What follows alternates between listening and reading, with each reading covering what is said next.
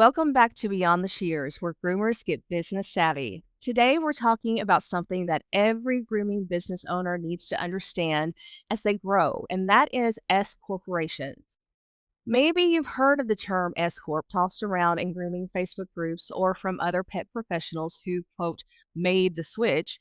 But what does it really mean? When should you consider it? And most importantly, is it worth it? My guest today is Elizabeth Fiore, enrolled agent, a partner of Fiore Accounting and Tax Services. She's a seasoned tax expert who works with small business owners like you to make smart financial decisions that actually save money, not just sound good on paper. Whether you're still a sole proprietor or you've already formed an LLC, this episode will give you a clear understanding of S Corps, the good, the bad, and what it might mean for your grooming business. So let's dive in. Elizabeth, welcome to the podcast family. And if you would, please introduce yourself and your company and what makes your company unique due to your niche market.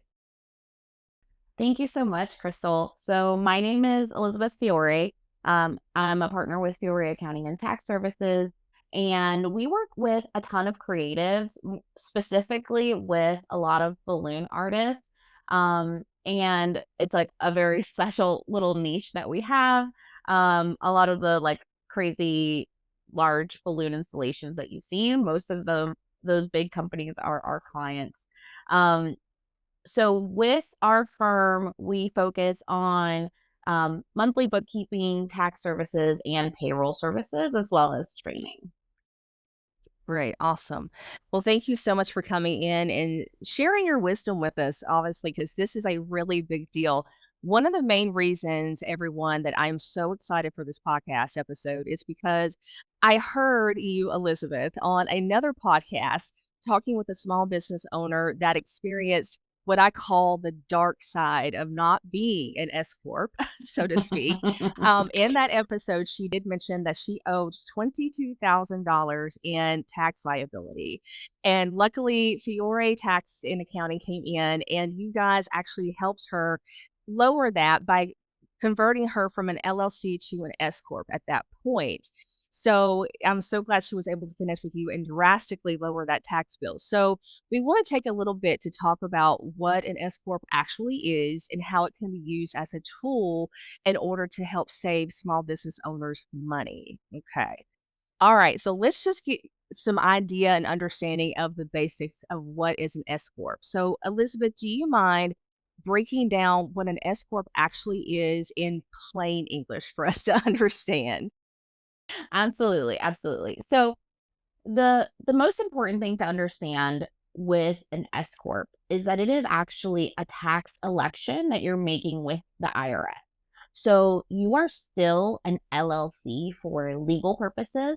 The S corporation designation essentially sits on top of that LLC that you have. So an LLC, that structure really is mainly for legal liability purposes, right? So that's the main reason why that exists. The S corporation is essentially a deal that you're striking with the IRS where you're saying, I'm going to behave in a certain way as a business. I'm going to take certain actions.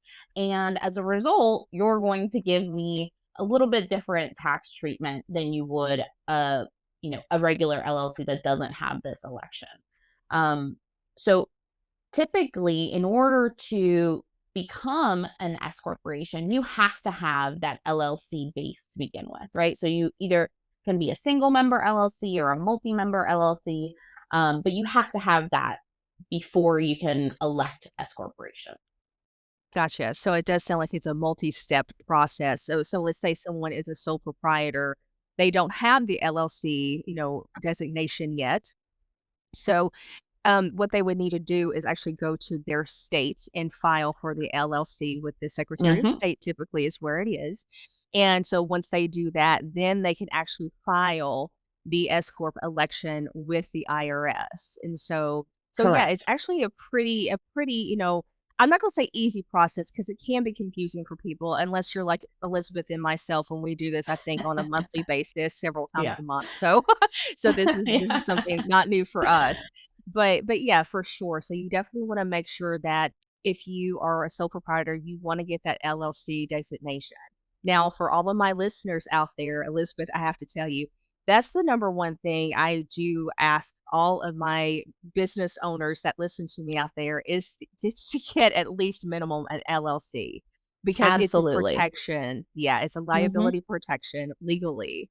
And so I Absolutely. know a lot of them are out there sitting with just the sole proprietor and liability insurance, which is good. You definitely still need that liability insurance, but when it comes to your asset protection, LLC all the way.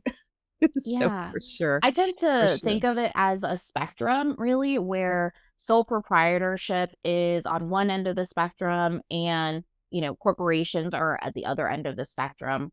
And with sole proprietor, um, you and your business are really just one entity, right? Like there's no separation at all. And the further you move away from that towards the corporation, the more separation there is between you, the person, and the business. And so a lot of these things are for legal liability protection, of course, and we're not lawyers, but we understand that the more separation you have, the more protected those assets will be. And then on the other end, there's different tax treatment that comes with that separation as well. Absolutely. And oftentimes too, I'm gonna kinda take a little diversion over here a little bit, but in terms of legal protection, I do also talk with my clients about what's called piercing the corporate veil. Oftentimes, where they pull in and they start using their business bank accounts or credit card accounts and loans for personal expenditures. And so, what that means is that when it comes to the legal terms, a lawyer can actually look and see if whether or not you're using your bank account for the business as just a personal account. If that is the case, then they can actually dissolve the LLC status, and then you would be actually held personally liable even if you already have an LLC. So you have to be very cognizant about that. I'm sure you've seen that a few times too when in your bookkeeping world. Yeah, You get just that a a time lot? or two. Just a But time or we 2. Mhm.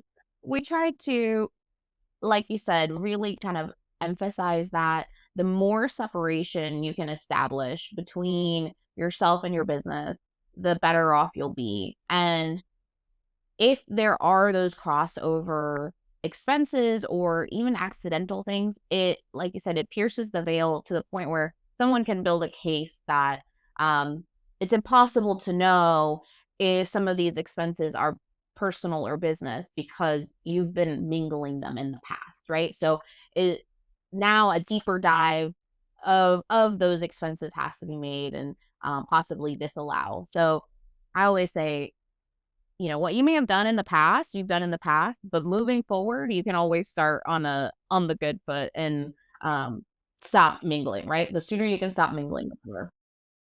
Yeah, because oftentimes, I mean, none of us are perfect, and a lot of the business owners that we work with, hey, guess what?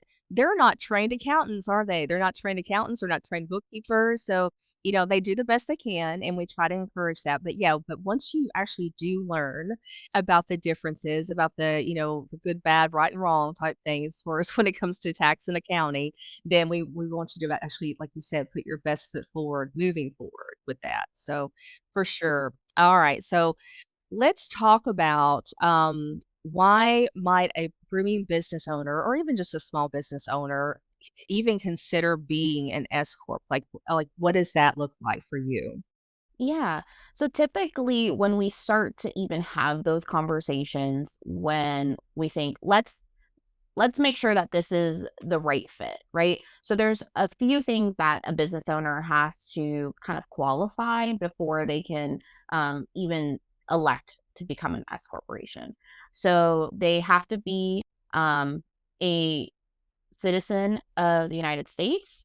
They have to have fewer than 100 shareholders, and they have to be they're responsible for paying themselves a reasonable salary in the eyes of the IRS. And so, oftentimes, these things, not that they'll disqualify people, but we take those into consideration before we make that suggestion of, is this a right fit? Sometimes people are not willing to do the compliance necessary to be an S corp, And that's a totally valid reason. I always say, if you're not willing to do it, then let's not even consider this because it's going to actually put you in a worse situation, right? So if you're not willing to do the extra paperwork and the extra, um, payroll, that kind of stuff, let's take this off the table. So I would say before you even consider that, see if you qualify for those specific reasons and see if it's something that you're willing to do. It definitely takes more administrative work. It definitely takes more compliance work. Um, and so if those things are, sound like they would be a good fit, then we can at least start considering it. Typically, there is a dollar amount threshold of net income that I recommend before it makes sense, right? Because a lot of this extra compliance comes with extra expenses as well. So those extra things that you have to pay for may negate any tax savings that you actually have. So it's important to really do that math and make sure that it's going to be worthwhile. Okay. All right. So since you've already opened that door, let's talk about it, right? So Yeah. what would that threshold be in your eyes for them to be able to start the S Corp election? Yeah. So let's say you're like, yes, I meet all of the other requirements. The amount of threshold that I would recommend is that you want to have a net income. So after expenses, you want to be at least $60,000 a year. Now, that is not a be all end all number, but generally when we see our clients close to that is when we start to have these conversations in the first place, or we say, okay, this is the point where the scales kind of tip in the direction of you will likely have tax savings versus the new expenses that you would incur. Sure, sure. And so some of those expenses would probably be, can you give me some example of the expenses that they would incur by becoming an S Corp election? Absolutely. So the first one is you're gonna have to pay payroll taxes on your, on the salary that you're paying yourself. That also comes with you're likely gonna have to purchase payroll salary or have an accountant have admin expenses for running your payroll. Your annual tax filing will now be more expensive because now you'll have to file a separate tax filing, which is the 1120S, and that tends to be, it ranges obviously depending on complexity, but usually it starts at about $1,000 minimum. Um, and so you'll have that. You'll also have likely larger bookkeeping and compliance needs that come with that. So your monthly bookkeeping might be more expensive as well as a result of this new complexity. Um, and so there's a lot of little things that add up. Typically, you can you can prepare to spend close to $10,000 in this new compliance, between income tax, or excuse me, between payroll tax and additional services and fees and stuff. That's good to know. Thank you for that number because I've never actually really sat down and again, my number, my clients out there know who work with me currently. 60 is my limit as Hmm. well. And so Hmm. I'm right there. Typically when they start hitting 50 is like you said, we start maybe talking about what that looks like. And then at Right. 60, we need to start pulling the trigger basically. And Hmm. so for sure. But yeah, as far as the amount, because it does add up when you pull in that 11, that 1120S and you're going from filing on the Schedule C, that if Hmm. you're a current sole proprietor or an LLC, your tax filing is on the Schedule C on your 1040 tax return is what you're currently using. And then you go to the 1120S and you have to start not only using your profit and loss, but then that's when the balance sheet starts coming in, which Exactly. and it has to balance because the term balance sheet. So it's a list of all your assets, your liabilities, and your equity. And so all of that has to make sense in balance. And we also have to put any kind of distributions, which we'll get into that in just a minute, the idea of distributions. Because you already did walk us through a little bit. You mentioned the quote term reasonable salary, which is a very big deal when it comes to S Corp elections. But let's kind of backtrack just a little bit. So thank you for those numbers because that definitely does help. Um, can you kind of walk us through maybe a timeline, like how and when the election needs to be filed with the IRS? Are there deadlines and due dates for this? Yes, there are. So the official due date is March 15th of the year that you're electing in. However, you can elect a late election. And I would work with a service provider to help you with that because a late election definitely comes with more nuance and more kind of specific things that you have to do. But you can make that late election really whenever. So typically, when we guide clients through this, it tends to be around this time of year in the summer, because we've already have about 6 months worth of income information that we can use to project what their full year might look like and obviously previous year's history. So we have a more certain, kind of what their net income will look like. And so with that late election, you still are responsible for having payroll for the entire year. And so you will have kind of a large out of pocket expense on that payroll tax to cover the either the 6 months prior or the 8 months prior, depending on when the filing happens. Um, and so if you're planning on doing this, just know that you do need to have the cash available to go through this process and to do that large chunk of taxes all at once. Yeah. And I did notice that you said taxes, so thank you for making that delineation there because what we do is, at least what I do, and I don't know, Elizabeth, you can correct me on this, but sometimes what I'll do is I will take the current owner's draws and I will reclassify those as payroll. And that's what Elizabeth was talking about. You've already taken the payroll salary. Now we just need to go in and adjust it for the taxes and file those tax returns for you. And to basically get you caught up. So that's what she means by it might be a little bit more out of pocket. You'll have to have like a lump sum to pay those taxes. And essentially, it's not always a bad thing either because a lot of this, especially the withholding, you have your federal withholding, and if your state does have an income tax, your state withholding. So it's basically you're not losing that money, you're just paying into your tax estimates at that point. And that's one of the beautiful tools about being an S corp and getting on payroll. Instead of paying those quarterly tax estimates that these sole proprietors and LLC members have to pay, what you're doing with the payroll is you're basically prepaying into those estimates as the payroll goes. So that way it's not as big of a hit at one time out of pocket for those withholding taxes. So that is kind of a benefit, I think, with the S corp election for sure. Absolutely. Yeah, it's more of a pay as you go. You also don't Mhm. have the penalties for the estimated taxes as Mhm. a if you're on payroll and as an S corp owner. So as a single member LLC or a sole proprietor, if you don't pay estimated taxes, you do incur a small but still penalty, at the end of Mhm. the year when you do your tax filing. But as an S corp owner, these regular payments take the place of those estimated taxes. Now, of course, you can still pay estimated taxes in addition to payroll, Mhm. but often it is not necessary. Yeah, and that's true. Oftentimes the payroll normally will, because I know like part of our job, like you and I, we will go in and we will take all of that into consideration, and we make sure that your withholding is going to be enough to be substantiated for the rest of the year. So we will make that adjustment if we feel that you need to withhold a slightly little bit more on the W-4. We will make that adjustment for you. That way, you're not having to pay in out of pocket.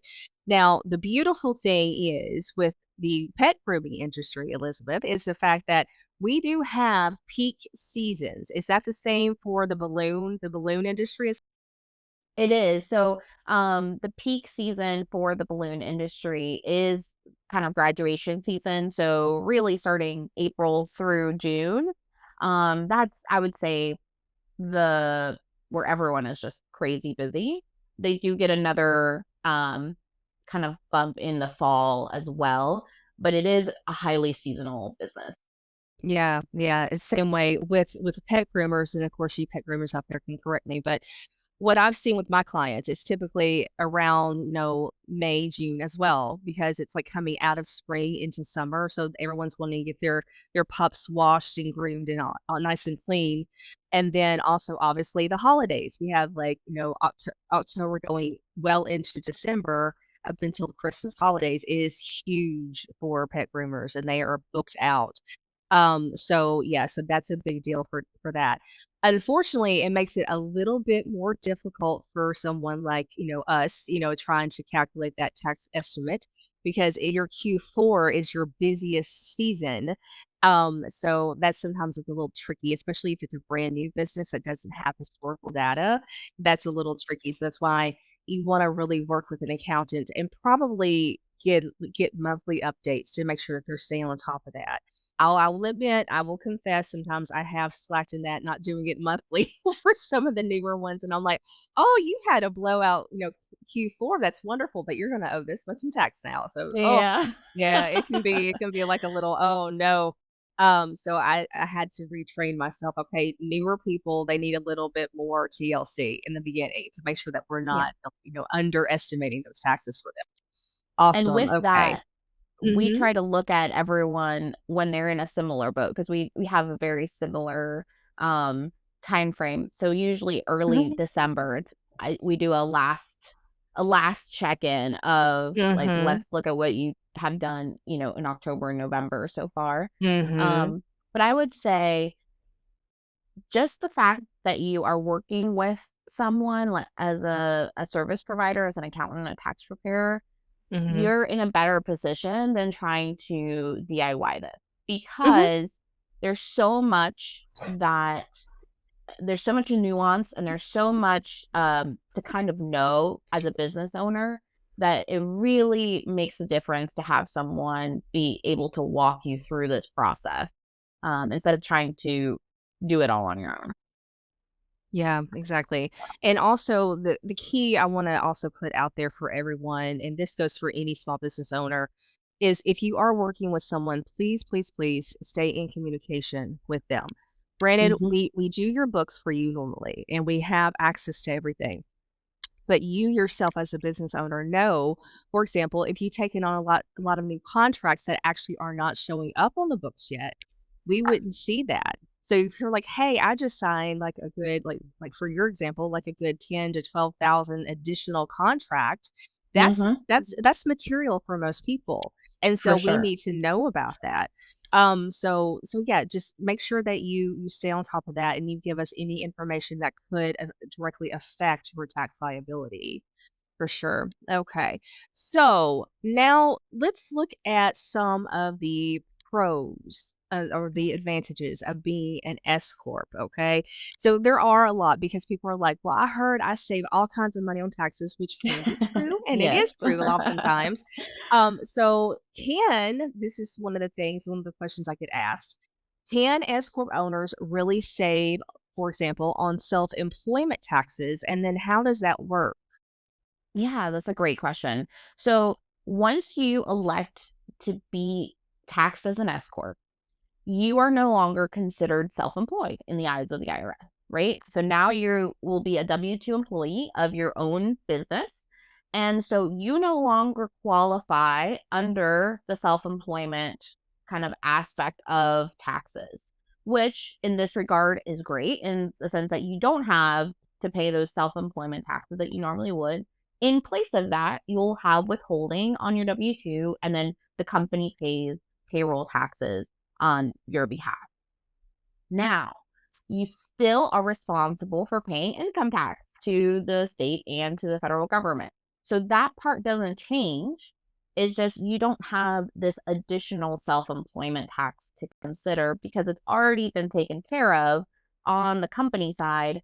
And it is now a deduction for your business return, whereas it wouldn't be a deduction if you were a regular LLC or multi-member LLC. So Absolutely. Yeah. I know that's a little a little technical, but Yeah. the kind of The distilled version is, yes, you can save on taxes. It's not going to eliminate them necessarily. Mhm. It's just going to move them around in a way that's more favorable to you as a Mm. business owner, than Yep. it would otherwise. Yeah, because that self-employment tax, a lot of small business owners, especially newer ones that don't have experience yet, they basically it's a cup of cold water thrown on them at tax Yes. time because it's Yeah. 15.3%. And that Mhm. is in addition to your income tax. So that is a self-employment tax is on top of that, and it can be pretty devastating. Now, It's in all shocking. fairness, yep, because you're like, "Okay, well, my total tax is, say, like, $2,000." Well, your self-employment tax can be, like, 4 to 5,000 additional on top of that, and they're like, "Wait, Mhm. where did this come from?" We're like, "Welcome to the world of business ownership," right? So, Right. And it can be costly, but yeah. again, that's why the S Corp is a unique tool that can help you avoid as costly, like Elizabeth just said, it's not avoiding taxes, it's restructuring them. That way you get a better tax benefit off of it with a Uh-huh. deduction on it. And so, okay. So now how does that wonderful term of reasonable salary. Let's get down into that because a lot of people are saying, okay, how do I pay myself and what is a reasonable salary with that in your eyes? And I know what mine is, but I'm just kind of curious what you think that is as well. Yeah. So the IRS is intentionally vague when it comes to what they consider a reasonable salary. And if you look on the IRS website, yeah, no. What? They're vague? No way. Um, so if you look on the IRS website, you won't see a specific number. You won't see, plain as day, like this is what a reasonable salary is. And the reason for that is businesses themselves are so different, and your role in the business is not likely to be the same as somebody else's in their business, right? So, a reasonable salary really goes down to what you're specifically doing in the business, and how you can justify that salary. So, and what other people in similar businesses would be paid in that role, right? So, if you were to hire someone else to do that role in your business, what would you pay them? What would be kind of the market range for that specific job? So, those are some of the key components to that. And then the other component that we think about too is what is the net income of the business before your salary, right? And so we tend to want you to look at your total compensation, what you're bringing home from the business as a whole. And we tend to look at that in a 60-40 split, where we want 60% of that to be through payroll and 40% of that to be through distributions. Now, that is not like a be all end all number. That's usually kind of a starting point before we kind of go through all of these other steps that we go through. But it helps to determine, based on what you're taking home from the business, what is a reasonable amount that you would be paid out through payroll. Now, if your S Corp is not netting anything, if you're at zero, your reasonable salary requirement is not active, right? You're not required to pay yourself beyond what you're netting in the business. However, the second that you take $1 in distributions out, are required to have that reasonable salary, right? So you are not allowed to take any distribution if you don't have a reasonable salary in the eyes of the IRS. Okay. All right. Very good. Yeah, you guys are a little bit more flexible. Mine is a 70-30 split. Okay. And that's just but again, like she said, it's not an end all be all number. It's Right. just whatever your business can hold. Mhm. But I've also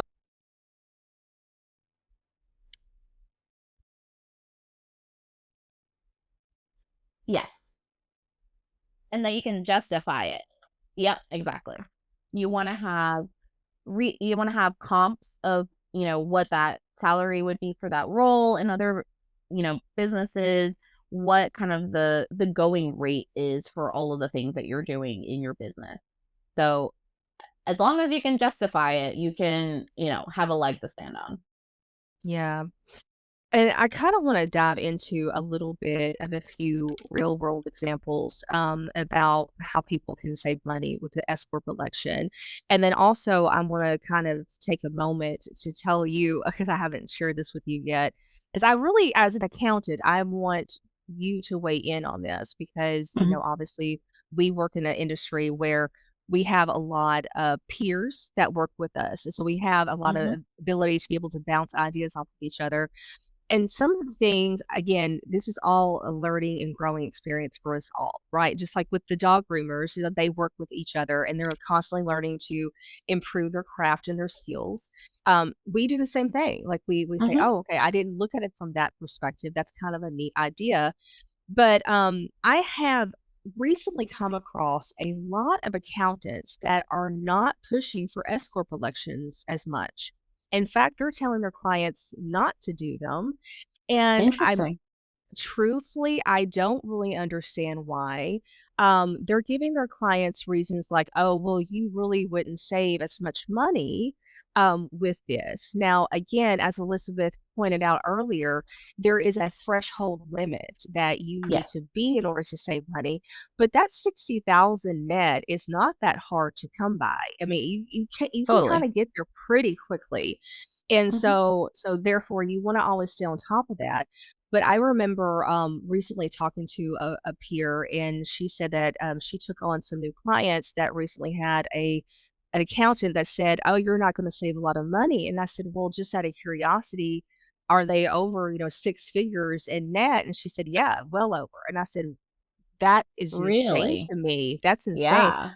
'Cause we're talking, like, over, we're talking between 10, 15,000 easy, and that's the minimal that they could be saving at this point a year, and so but I hear about it all the time. So, I don't do you have you come across that, like, with people coming to you saying, "Oh, my other accountant said I didn't need to be an S Corp?"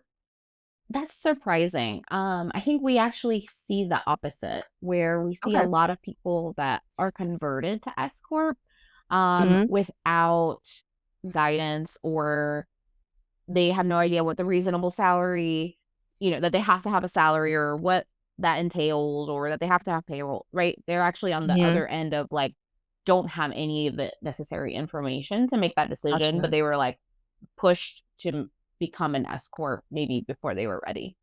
Okay. Um, and I find both of those scenarios equally frustrating, right? Yeah. Yep. Because one, I feel like a client should be making that decision for themselves once they've been presented with the data, right? So we Mhm. do a comparison of, this is what it would save you, Mhm. versus how much you would spend, right? So this is how much all the new expenses are going to be, and this is how much the tax savings is going to be. And Okay. sometimes it's a no-brainer, right? It's like thousands of dollars, tens of thousands of dollars. They're like, Uh-huh. "Yes, let's go for it." Mhm. Sometimes it's not a ton of savings. It might be $3,000.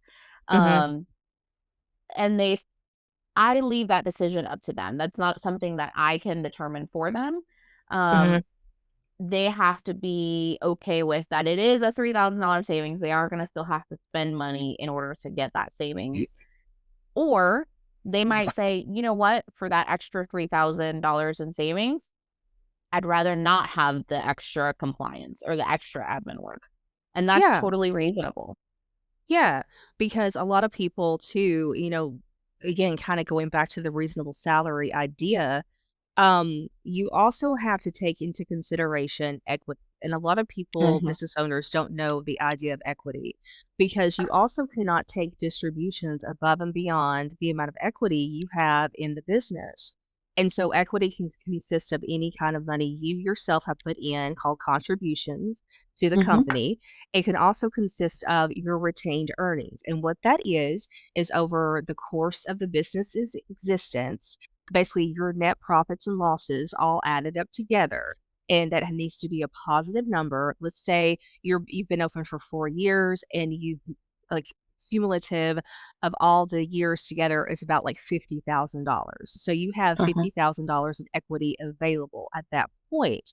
And so you cannot go above and beyond that because some people I've seen, they will kind of go what I call distribution crazy. And they will start taking money out left and right. Well, I need this for Mhm. my personal self here, here, and here. And then they have an equity issue where they're upside Mm. down in equity. Well, guess what, Right. folks? You either have to be, you have to have that as a loan and you're planning on paying that back, or it's income on your K-1. It's income on your tax return. So, Right. and people And aren't now you prepared have to for pay that. capital gains taxes on Gains. that too. Exactly, exactly, and so it's like, Yeah. oh, it can be a mess. So that's also why, we both want to stress it's really important to work with someone that you trust, you can talk to Mhm. in the tax world because it can be a little complicated at times. So, but that's why we're here. That's why we do what we do. Isn't that right? Yeah. And it's not a Awesome. one size fits all too, right? Mhm. Like there's Mhm. so much nuance to this decision, and there it doesn't come easily. Like I always tell people this is a not a fun, it's slightly painful process to become an S corp. And if we determine based on our calculations that it's going to be worth it, then yeah, that we're going to go through this painful process for, years of positive tax savings, but it is not a fun process, so I don't recommend it if you're not gonna have those savings. Like, it's just there's nothing in it to to ease the pain. There's no tax savings. And right now, Elizabeth's done a really good job, guys, about like what are some of the downsides to being an S corp because she's already kind of hit some of these. And if you don't mind, I'm going to recap Mhm, some of mhm, them. So, like the responsibilities that come with S corp status that people may over. Well, obviously, as you said, you have to file the 1120S income tax return. You have to give yourself put yourself on a reasonable salary. Now, for owners that have employees, this is not as big of a deal because your payroll is right. already established. And Mhm, so all you have to do is just add yourself to your payroll subscription and you're pretty much good to go. But for people that are solopreneurs that don't have employees, this can be a pretty, tedious process because we have to not only set you up with a subscription, then we also have to add you to that and then get all of your basic information, W-4s, direct deposit info, all that nice stuff. And then we also have to set up your accounts with this different tax liabilities and tax agencies. So yep, therefore we have, the federal income tax, we have state income tax if your state does income tax. And then we also have to set you up with unemployment. And so that can be a little tedious as well to make sure that we're in compliance with all of the filings. And yes, even if you are the business owner, you are still required to be on unemployment as an employee. mhm, You're still required for that. Now, the thing is with workers' comp, that varies a little bit state by state. So some of them they require as long as you have, 3 or less that you're good. But if you get over 3, they require you to be on workers' comp. So you just have to kind of check with your state to see what that responsibility is. So that was the other thing.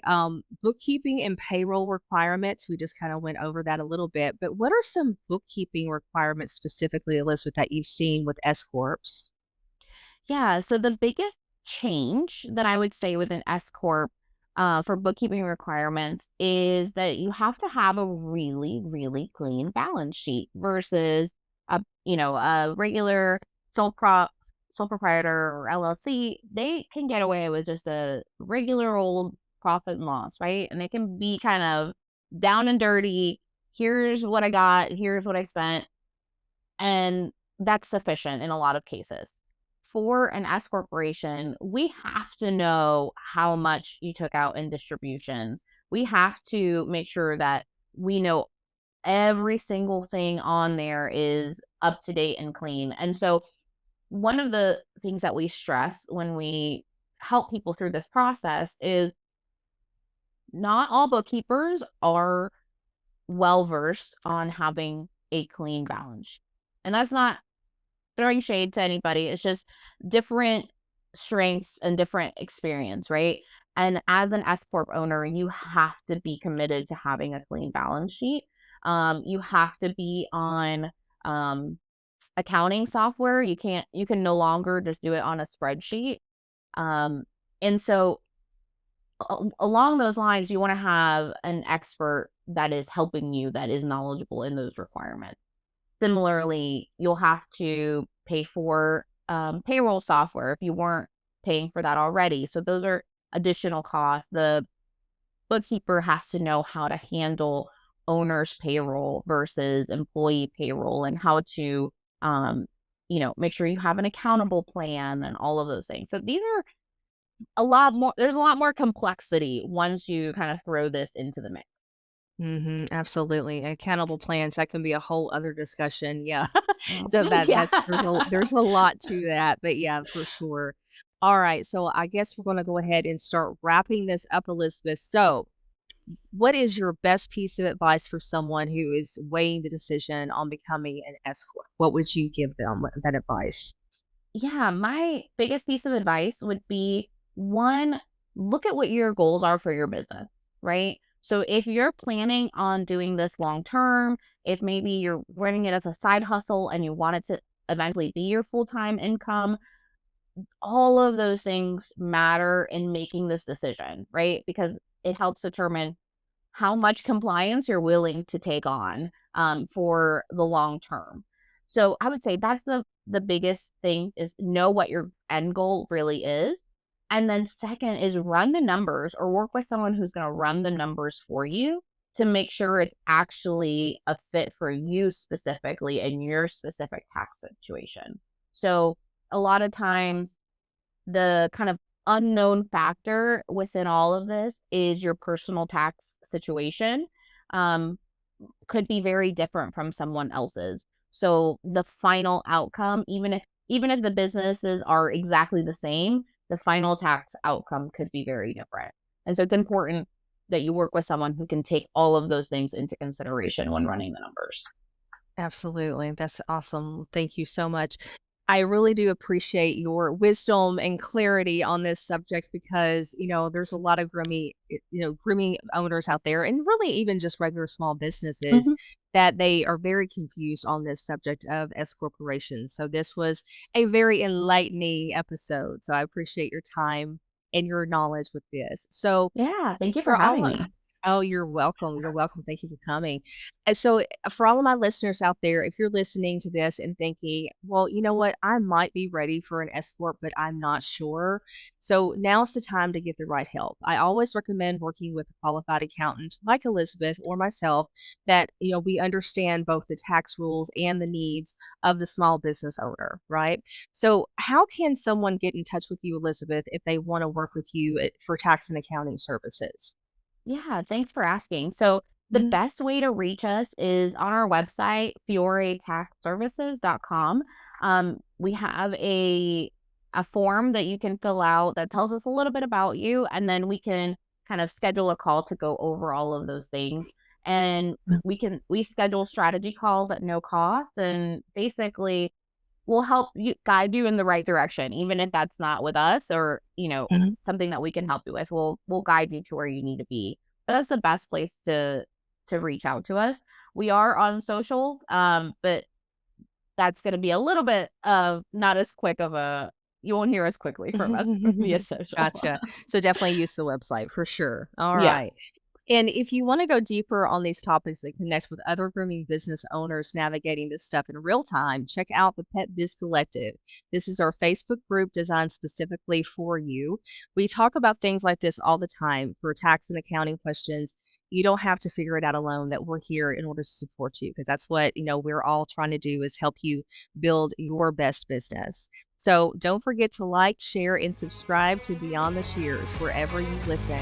Thank you again for tuning in, and we'll see you next time. Bye, guys.